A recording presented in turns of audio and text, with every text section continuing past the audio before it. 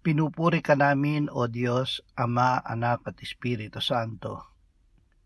Salamat, Ama, na ibinigay mo sa amin si Jesus na iyong anak, na namatay para sa aming kasalanan, iyong muling binuhay, iniakyat at iniluklok sa iyong kanan sa langit.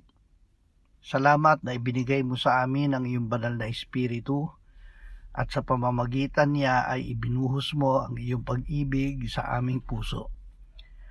Panginoong Jesus, gawin mo kaming maamo, matiisin, mapagpakumbaba, at lubos na nakasuko sa iyo, upang ikaw at ang Ama ay maging lahat-lahat sa amin.